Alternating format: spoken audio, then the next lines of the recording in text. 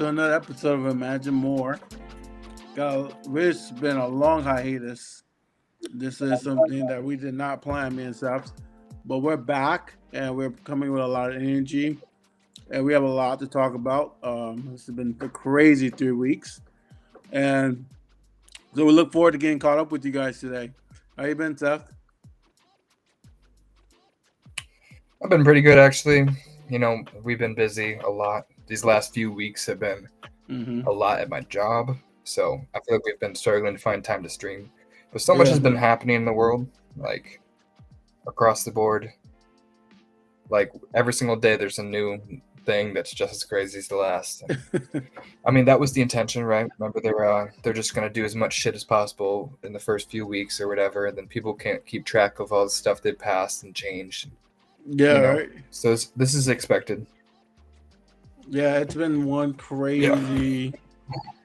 It's been one crazy last month. I mean, I honestly cannot.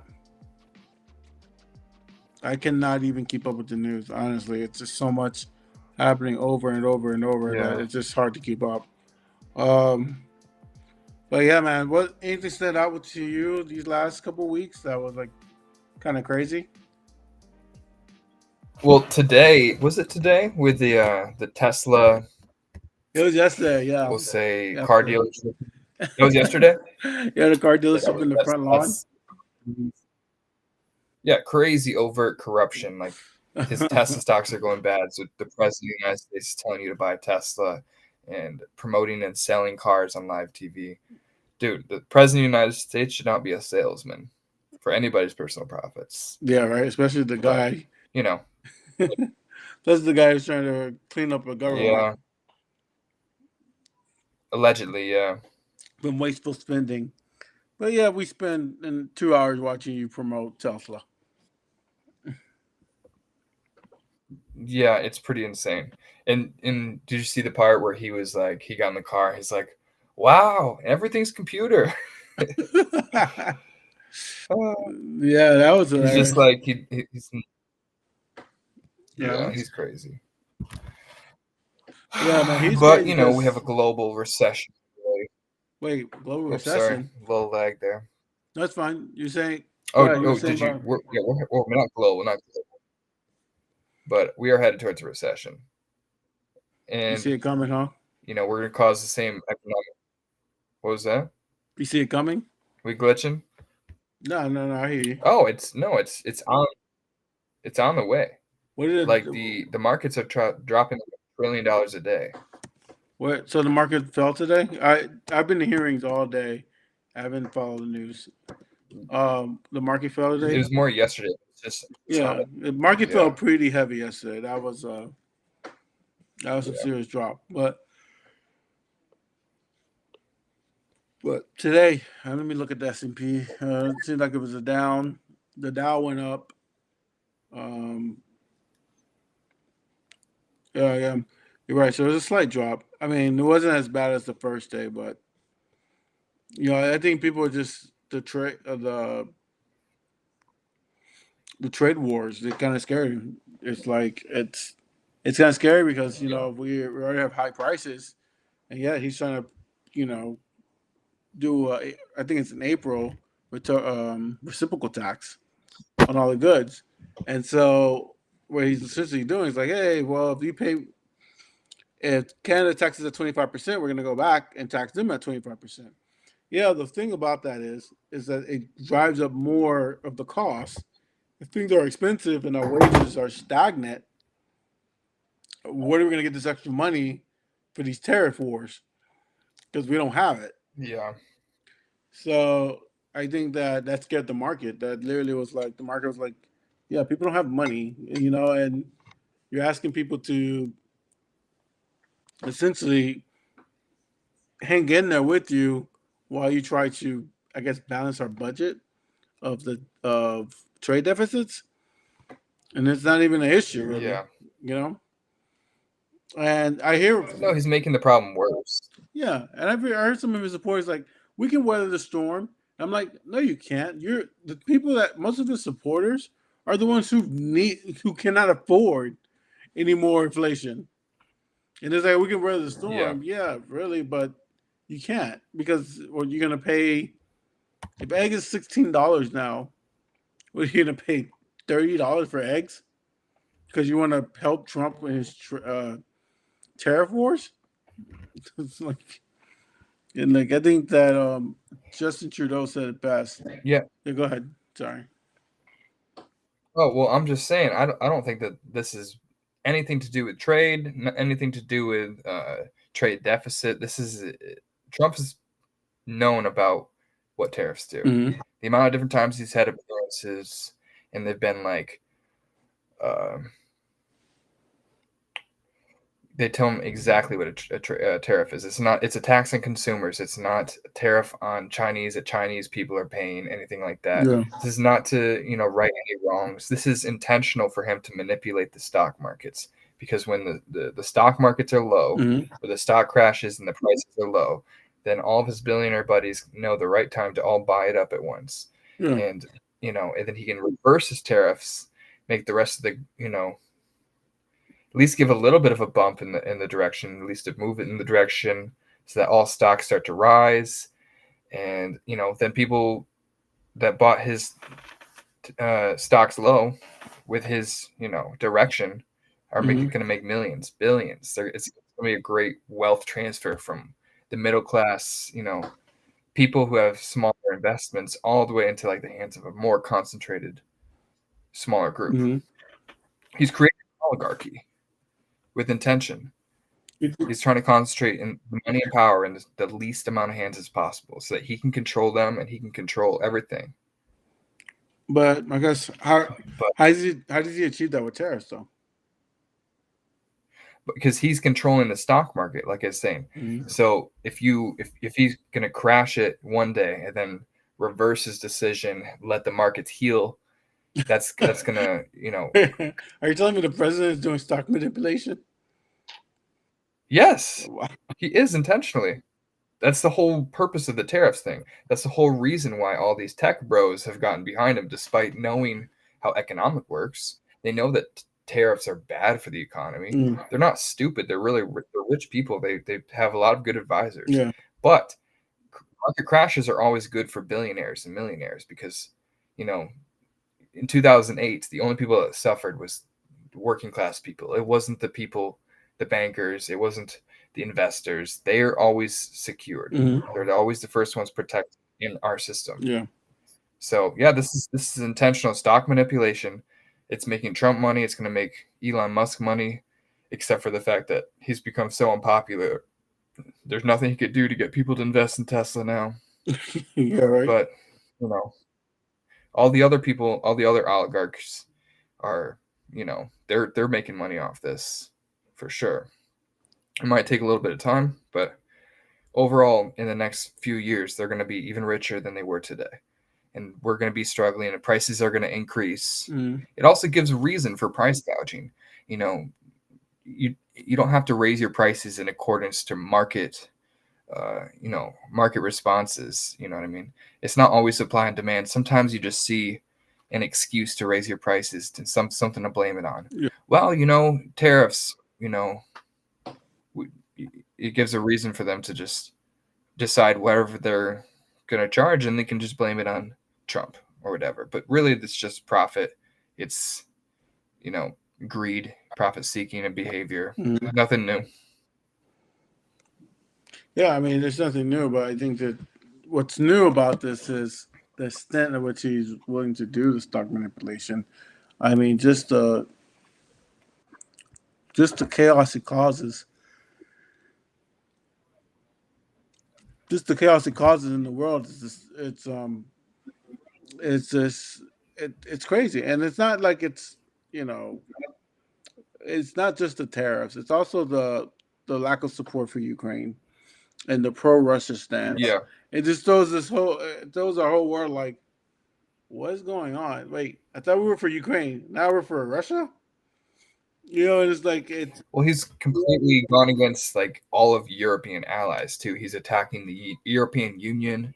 He's attacking all of our trade partners, NATO. Mm-hmm. There's not really anybody on our side. He's moving closer to the, the axis of evil, as they say, Yeah. than ever before. The United States has never been aligned with dictatorships like this. Yeah, and he seems to be all in favor for it, right? It seems like he No, I all mean it's everybody. intentional. You think well? I think it's definitely intentional in terms of like, Yeah. um, It's not just because he's a fool. That's what I'm saying. It's easy to attribute, incompetence and lack of intelligence to Trump, mm-hmm. but a lot of the dumb shit you see is very intentional. And he knows the kind of reactions he's going to get, and he knows the kind of power it's going to get him. And, he does things with devious intentions, Yeah. but intentions nonetheless. No, I mean, I definitely think that he's doing it intentionally. I just don't think that. What I mean by intentionally, I'm thinking that he's doing it because he's trying to follow the what was that plan called? The 2025 plan. The Republicans came out with Project 2025. Project 2025. I think he's kind of playing that playbook. When he said he wasn't, but he's definitely used that playbook. I mean, he really is not the person making the calls in this presidency at all. No. As you saw yesterday with him literally reading it off of a script, reading an ad for they talked a lot of shit about Joe Biden being a puppet for this and that, and the deep state, and Mm-hmm.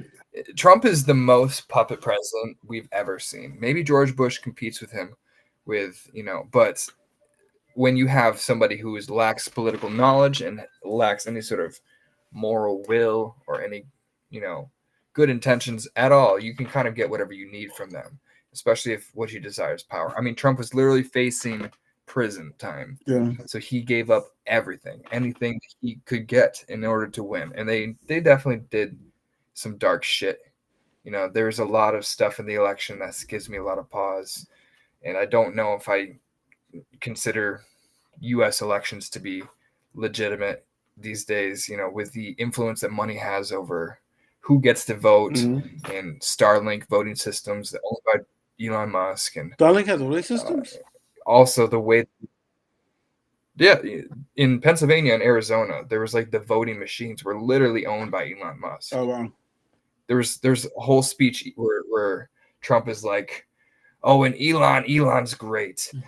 He knows those computers. He knows those voting systems better than anyone, and we won. And I have him to thank or something like that. Like they stole the election. Mm-hmm. I still think it was close. I think it would have gone. It could have gone either way, kind of thing. But without a doubt, the amount of votes suppressed, this election was invalid. Yeah. It's not the same as the accusations that Republicans levy. It's not like the rigged thing, but they're very notorious for projecting.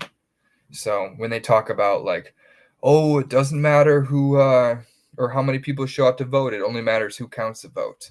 That's something they kept repeating. Yeah. Alluding to maybe that Joe Biden was counting the votes or whatever, but in reality, they're talking about what they're planning to do in 2024. Yeah. Which was they were going to make sure that the right votes, the ones they consider valid, were counted. That's why staffers in Georgia were, reporting Black and Latino votes. Just look on names, lists of names, and they claim that these are illegal or whatever, and they had to be reviewed. Mm-hmm. So thousands in each of the swing states, votes were just thrown out. There's literally like 3.5 million people that had voted that did not have their votes counted. And I'm sure that there's some of them that were, incomplete in some way or another. Yeah. But so many of them were just thrown out, and then they sent to like. What was that? I was saying like hanging chads and stuff like that. Hanging chads, Yeah, like exactly. I mean that the 2000, 2000. Yeah. The 2000 election also was rightfully for Gore, mm-hmm. and it was decided by the Supreme Court. Republicans have to play the strategy. They're not the majority anymore. That's true. So, no, it's for 2028. There's 2028. What? Just saying the momentum is all on the side of the Democrats, as long as they actually are able to vote legitimately. No, I think the momentum is on the side of Democrats, but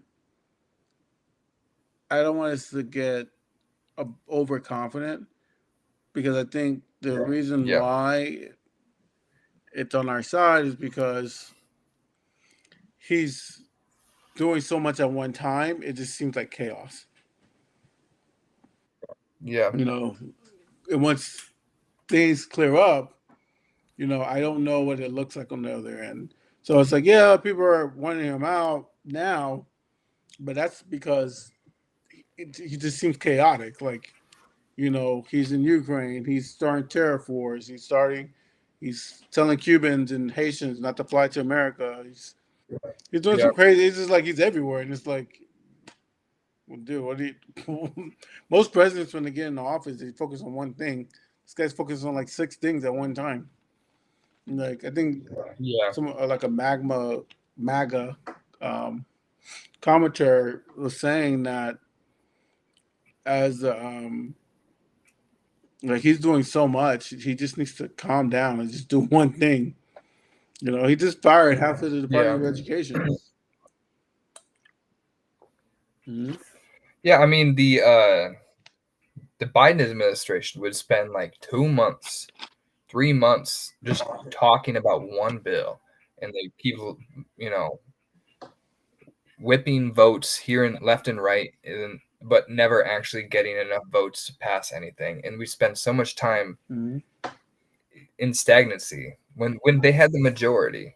They had the majority in all three houses, in all three sectors of government, Yeah. and yet they couldn't get anything done. Meanwhile, Republicans will just shoot left and right, just anything they could attempt, they'll try. Doesn't matter if it's going to pass. Doesn't matter if it causes problems in the courts. The distraction is enough for them to get enough stuff passed that can't get challenged constitutionally, because they're already working on something else. It's something that Democrats can learn from. Obviously, we don't want to be throwing out some like horrible ideas, random, crazy, chaotic ideas. But as far as like continuously pushing an agenda, putting the Republicans on the defense instead of like just squeaking by trying to get anything done. As long as the Democrats are trying, even if stuff isn't passed, at least they have somebody to blame it Yeah. on. They can only blame themselves if we do nothing and try nothing for the entire 4 years we're in power. How can they expect people to come back and try to vote for Democrats when it doesn't even look like they try to do anything Yeah. the entire time they hold power? Even if stuff does get passed, they have not done a good job historically of marketing that. Yeah. It's a terrible So job. Like, they literally need to fire the whole marketing department. they do. Ken Martin? Mm-hmm. I think. Yeah, the new DNC chair. Mm-hmm. He has. I don't. I guess you could attribute it to him, but the social media accounts the last couple of days have been complete. They could clearly put somebody new in charge, because they've been doing a lot better job. They've been they put like a Zoomer in charge, or somebody who's a frequent on X or Twitter. God, Yeah. because they're just like they're posting memes, and they're posting. There's just like to the car dealership thing. They're like, there's a picture of the Cybertruck on the White House page. It was posting some picture, and the Democrats just posted like ugly ass truck, and that was all they posted, and it got a lot of attention. And I think like winning back the confidence in young people, Mm-hmm. like showing Democrats is cool, and as like actually fighting towards something, or being rebelling, and not just like did you see that one thing they posted, and it was like things Democrats have gotten achieved since the election, and it was like a giant like column after column word list of they did this in Illinois and aggressive, and it was just like a giant thing that nobody could read. Yeah. And it just was like bragging about the small things you've achieved while the country is falling apart, and not critiquing. I don't know. They just has been completely doing the wrong stuff with what's his name, Harrison, whoever our last. I just don't want to think about him anymore. Our last DNC, Jamie Yeah. Harrison. Yeah. He was the worst. Well, he was a money guy. He was absolutely. He was a money guy. He Big wasn't money a guy. marketing guy. But man, Yeah, I mean they brought him in because during his election in South Carolina, which he lost by like 9%, he raised like a $500 million or something like that. So like, oh, he can raise money. That's great. Put him in charge of everything. But he lost. And that's exactly what he's been doing to the Democratic Party. He's been raising them money, but they've been continuously losing. So why are we doing this Republican strategy? I don't know, because we raised a lot of money, but we did lose, and we lost a close one. Right? Being tied to capital interests doesn't win over moderates. It just scares away the left. And you don't have to cater to win the left, in order to win an election, but you do want them to show out and vote for you. Most definitely. Which I do think that there's some voter manipulation, but regardless, nonetheless, the amount of people who voted for Joe Biden in 2020 who did not show up to vote at all was substantial. It was maybe election teetering. Like, it could have completely shifted the entire direction of the country if she had just I don't know, you can play it safe, but you don't have to directly go after Dick Cheney, the 10 people that they got to switch from Republican Party to Democratic Party. It's always been about turnout. It's always been about independence. Stop trying to win Republicans. If independents and if you start having an actual agenda, start pushing towards something, that will make Republicans that are, unsure about their own party reconsider maybe. You have to give them something to vote for, to switch for. You can't just like sound to them. And I don't know, in the wrong ways. That's what Trump did. It's not like Trump's a Republican. I mean, they say he's a Republican, but he's not. But he's not. I mean, he's a Republican, but he's not a conservative in a traditional sense. Yeah, he's a registered Republican, but he's more liberal. It's not. I don't know about liberal as much as he's more economically.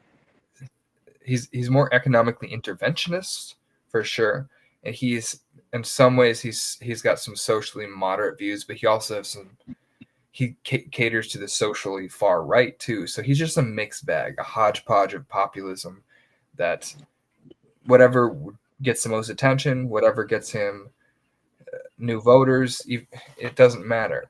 He's not ideological. He'll say anything that works, that makes sense for him. So I definitely would not consider him liberal, but he's liberal in the sense that like he's in New York City. I'd say he's liberal because he's not far right. He's not far left. He's just in the middle.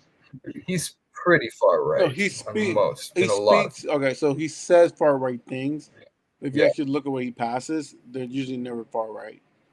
I don't think his socially conservative views, like his views on like religion and like sex, like degeneracy or whatever the Republicans think, I don't think those are very conservative. Like he's not like a Christian. He's not.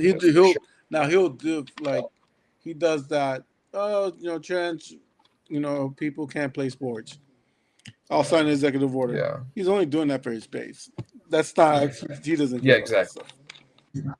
He's an opportunist, and he's a economic individualist. We'll say, because he's really more concerned with his own personal power. Exactly.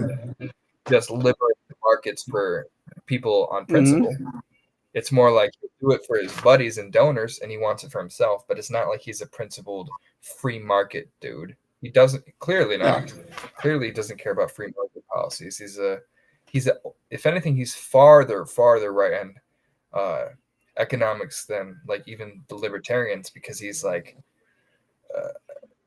mercantile capitalism, like 1890s anti-free market stuff. Like he's from like an older school of conservatism than normal conservatives, which are already old school ideological beliefs. You know what I mean? So it just he's obsessed with like the 1870s through like the 1920s, basically that whole era of politics. And I don't know.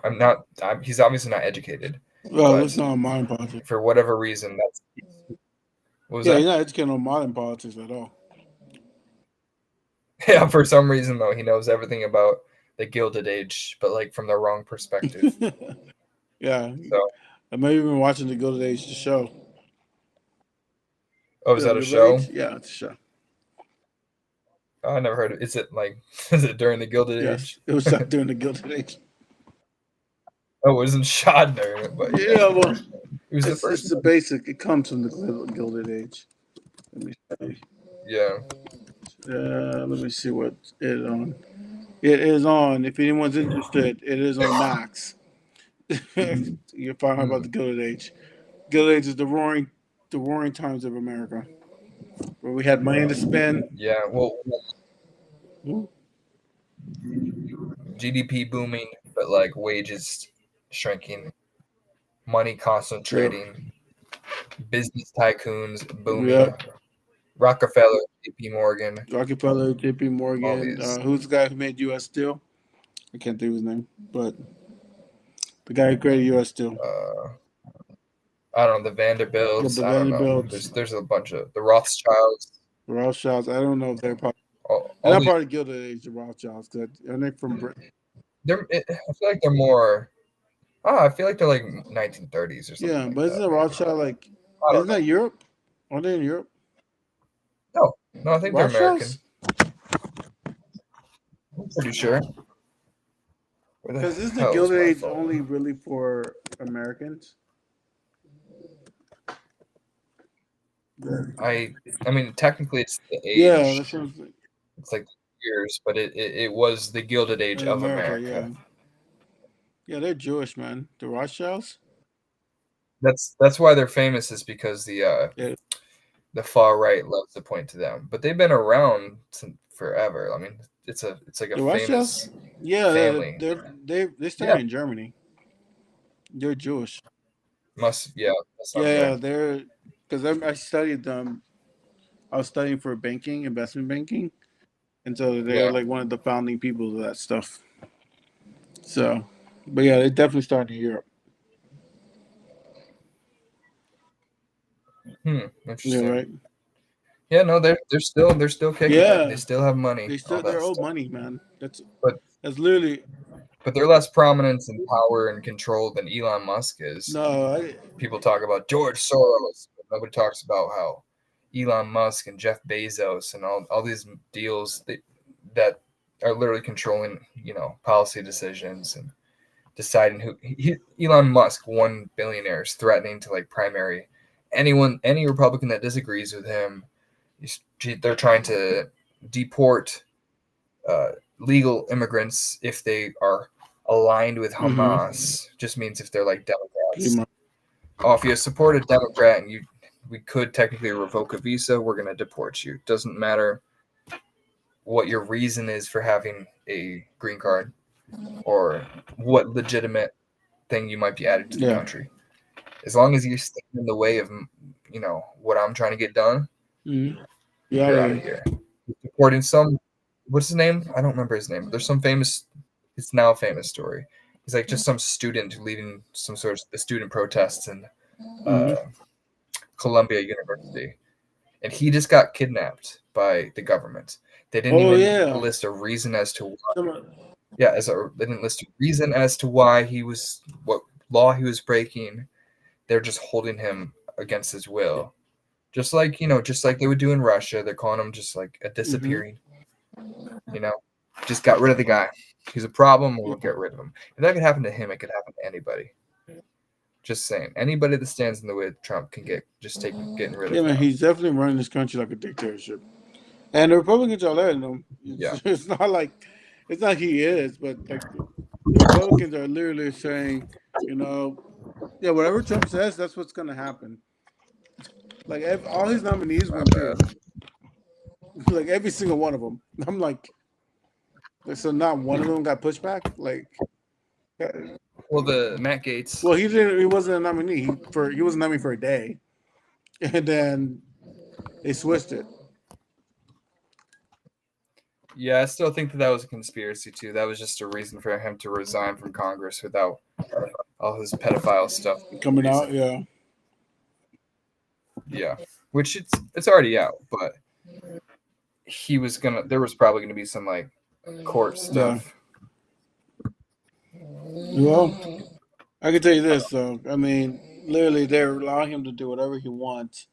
It's like, Yeah, I think For me, what I mean, obviously he's always drawing a line, but one of the things, the one of the lines I think he crossed was the whole Zelensky, him and JD Vance, and in the Oh White House. That was insane. Like I've never seen that yeah. ever. A lot of people are trying to pretend like that was a good moment for him, but he lost respect on like the global stage after that. Yeah, So because I was like, man, are you gonna game up with a guy who's look? He's like, look how you dressed. He's dressed like he just came from a yeah, war zone. It's like you have yeah. on a suit. He's dressed better than Elon Musk Yeah, right. dressed. Elon Musk shows up with like a shirt. It's like, hey, hey guys. And then once people pointed that out to him, and I think they were like making fun of him on SNL, stuff like that. But then the next thing you see, Elon Musk wearing a Yeah. suit because Trump, you know. So it does show that there is ways in which Trump can control Elon Musk because we always have the presumption that it's entirely the other way around. So it's quite interesting to see. Like, I wonder what the real power dynamic is between them. What kind of I think dirt Elon Musk has or holds over I Trump's don't think head he. to I don't control think him he like he owes. does. Well, I don't think he has any dirt on him. I think that Elon is financed his campaign, and he's letting Elon run the Yeah. country. He doesn't. Uh, But here's my thought though, like knowing Trump doesn't give a fuck. He doesn't care about Elon Musk as a person. It's not like he's very it's not like he's a man of his word. So why wouldn't he just take the money, win, and then if he didn't like Elon, just push him away from because him? Elon's effectively running. So clearly, Elon is running the country. Um, but why does Trump let him do well, that? because You know Trump what I mean? is If he already won, Trump. Trump has ultimately has the power, so he could just keep Elon Musk out of the White House Well, entirely. Trump's a CEO, so Trump does CEO things. Like his thing is like, I'm gonna put you in this place. You do whatever you want to do. Just don't embarrass me. And that's how he Yeah, runs. but he has done that. Huh? He has done that though. That's the thing. They've had the thing with like the videos on all the TV screens of like Elon's or Trump sucking Elon's toes or something like that. Like all these things. Trump Well, has such a fragile ego. Do you think that people calling Elon the president, all this stuff, don't you think that hurts his it ego? Don't you think that he would if he had already made the deal that Elon would help him become president, and he is the president, and he has the ultimate power? There's no incentive for him to keep treating Elon like well, this, except for the fact that you have some sort of agreement in which Elon could damage Trump in some legitimate way if he goes against Elon. There has to be some sort of they're leverage. always leverage. I mean, Russia has leverage on Trump, Yeah, too. But I exactly. mean, but my thing is, I think Trump is really just handing him the keys of the government because that's not something he knows how to run, and he knows that, and he's like, hey, you run the government. I'm going to focus on the trade wars. Rubio, you focus on this carrying thing. Make sure Russia wins it at the end of the day. He didn't, and he's just what he's doing is what a CEO does. CEO put people in place. I don't care what you do. This is your responsibility. Don't make it come backfire on me. And that's how he runs it. So you, Hmm? so you think he genuinely is bought into the idea that Elon's some sort of secret genius and his business acumen is a result of his intellect. So if he gives him delegates all his power or whatever, he can get more done. Is that what No, you think? I don't think that. I think that No. Elon has a um, I think he has a computer system or computer generated program that allows him to go in there, look at what's money being spent, look at what they're doing with it, and saying, get rid of all this stuff. That's what I think Elon's Yeah. role is to go through every single department and get rid of things, get rid of things, get rid of things, get rid of things. Under the triple down, this is another form of triple down economics. I mean, Ronald Reagan did the same thing. Just didn't have a computer. Yeah. So Elon is doing the same essential thing. Is just going in there trying to make the government efficient, even though we have more Hmm. plane crashes in the last Yeah, 2 or 3 months than we had in the last 20 years. But he appointed the wife of the owner of the WWE to become the Secretary of and you know what she Education. did? She Like this fired is 1,300 people. She cut the workforce by fifty yeah. percent in a day. But what? But even so, even as destructive as that is, why would you pick her? Hmm. Why is she the most qualified person to do that? The wife of the owner of the I don't WWE. think she, That it just it doesn't. doesn't make sense. What You're was right. it? It doesn't make sense. It's literally like Warren G. Harding, who had a cabinet all entirely made up of like friends and like business leaders and stuff like that, and it's literally what led to the Great Depression. This the dramatic deregulation and cuts, and just cutting corners. Like the Dust Bowl was a product of like they were trying to too much profit that they were ignoring the science of like growing plants, and they're like growing plants too grow close together or something like that, and it was depleting the resources. They wouldn't skip like how plant farmers will like skip cycles of growth because it needs the plants to like regenerate its for the fertility of the soil and stuff like that. They were like skipping steps like that, and it led to like an entire like just dead field everywhere you go. Nothing can grow in like an entire middle of the country. So like we were having a major crisis when it comes to agriculture in the 1920s. That was just a contributing factor to the Great Depression and what led to that. And it's just an example of the kind of stuff that's to come that's unpredictable. There's so many different things. He cut the bureau. Was it this the CFPB? Is that what it is? The The Financial Yeah, Protection yeah, Bureau. CFPB. Yeah, and the amount of people that are going to get screwed over, the amount of massive wealth transfers from the poor to the rich that are going to come as a result of this. And we're going to have one person to blame it on. I mean, blame Biden for failing in this way, blame Obama for doing this, but Trump's causing so much destruction and distrust in our government that it's I don't know. People are going to have to realize that you can be critical of government, you cannot trust government, and you don't have to be a fucking Republican. You know what I mean? Like people are still under the illusion that big government is Democrats and small government is Republicans. I can't say Democrats are for small government necessarily because that's not really a goal. They're for individual freedom and the freedoms that like democracy can provide.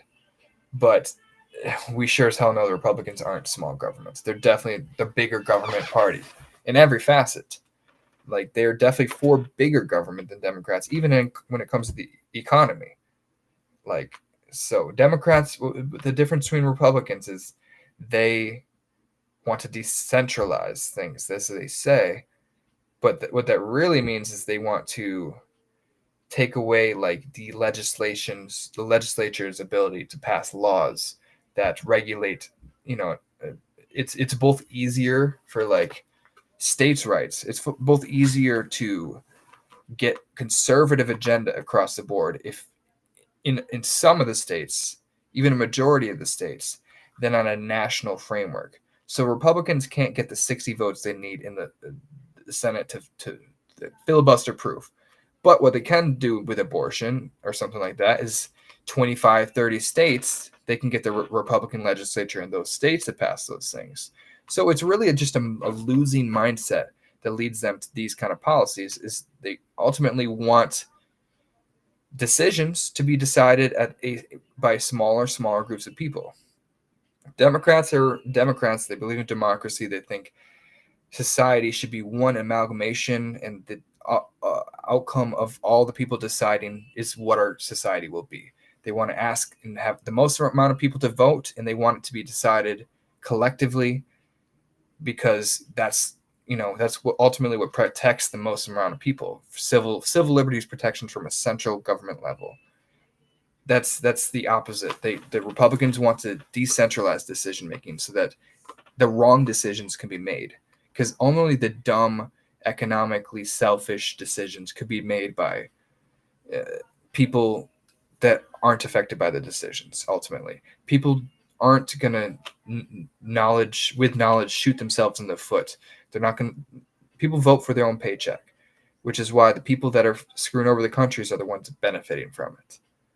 So, he's cutting bureaucracy, which just means government workers, because government workers have more power.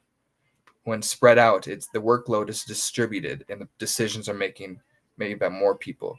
So when you cut half, 70% of um, the bureaucracy, the government workers, it's easier to replace the remaining ones with loyalists and people who can collectively carry out the Republican agenda.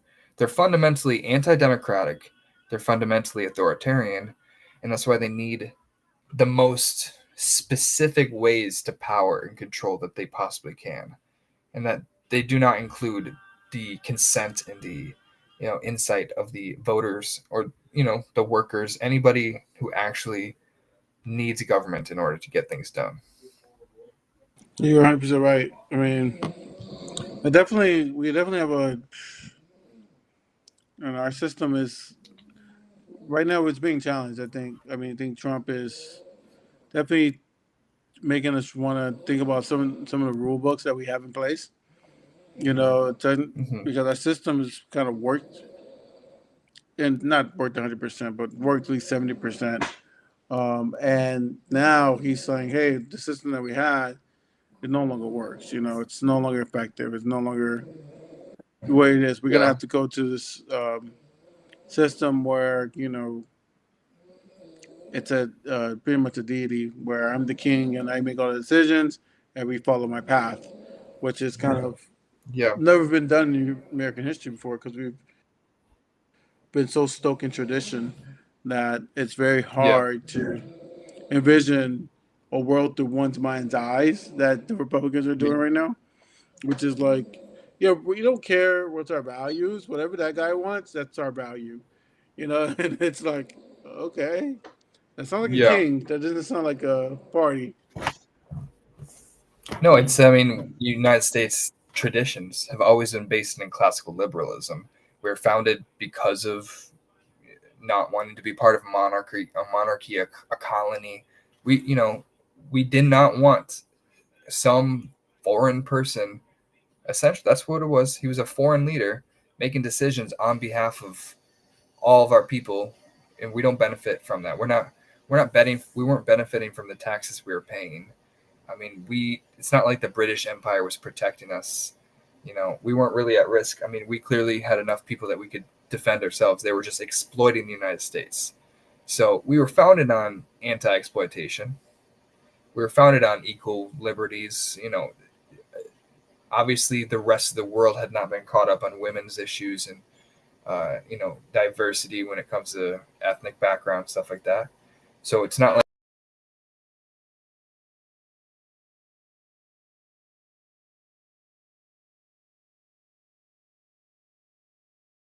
Seth, can you hear me? Seth? the world. You hear anything I'm saying, or is the connection gone? Yeah, you were gone for like 2 minutes there. Damn. But I'm back now, huh? Yep, back. I can hear you. You still that? Oh, no, you're not. All right, guys. Well, Seth's back. You back, I Seth? can hear you. Yeah, you had dropped off for a That's second. that's weird. Now you're back. Yeah, we came back. I'll just edit around it. No, it's fine. Well, I mean, on that note, I mean, we had to cut it a little bit Okay. short today because we're going to be back probably this weekend. Yeah. For another episode. But we wanted to do a little preview of what's going on this weekend because we've been gone for so long. Yeah. But we have some great news. I mean, we have some great stuff we're going to talk about, and I look forward to this weekend and try to go into a little bit hyper topics Yeah. versus general news like we did today. So, I mean, do you got any final I words? mean, Seth? as you were saying, if you wanted to give a preview, we should be talking to Justice Armstrong, which we had on the beginning of the podcast, like long time ago. But he's an anarchist, but like a left wing anarchist So, he's not really a fan of electoralism in general because it's clearly not really democratic in our country. So I'm just interested in his entire perspective on this stuff because he's definitely from a left-wing perspective, but he's not somebody with any faith in the Democratic Party. And that's very understandable. And I think that that's a perspective that cuts through most Americans. So I'm really in a direction which I'm not trying to care what conservatives think necessarily. Conservatives are pretty uniformly under the Trump illusion, but I'm interested in what the average American thinks and the nonpartisan Democrats think. And I think that's something that we need to address in order to move forward and grow bigger coalitions of people that stand against Republicans, not necessarily fall in line to Democratic partisan agenda, but a big tent of anti-Republican voters and activists, as decentralized as we can get it. That is what we need. A real movement. We're seeing a lot with Bernie's oligarchy tour. We're seeing a lot of excitement and passion, and people are willing to show up for that. We just need leadership to an extent, and we need direction, and we need some sort of collective understanding that power relies still within people, and we get to decide to throw them out of power. We need to find different avenues of surviving without trusting the government, because right now we can't rely on the government for anything. Even in 2 years, if we get people into Congress that we need, there's going to be a lot of stagnation. So for the next 4 years, we're going to need to figure out a way around government in order to change the people in governments, in order to get aid and healthcare and to make money on our own. We need to figure out ways that we can take care of ourselves. It's not the best path. It's not the best path possible, but it's the best path we have. So that's something I think he'll have insight for. Pretty educated on agorism, working outside of the established economic framework or the established framework of power. So I think it should be interesting. It should be, and I look forward. We're going to talk about it and go deep into the topic this Hopefully weekend. my connection won't go in and out this time. Yeah, and hopefully I won't have any noise in my background. So, but yeah, so we just wanted to sign on, guys, just so because we know we haven't been on for a couple of weeks, but we definitely look like to get more in depth this weekend on different topics so that we can play a little catch up. So we thank you guys for tuning in. For those who did tune in, and I promise we're going to imagine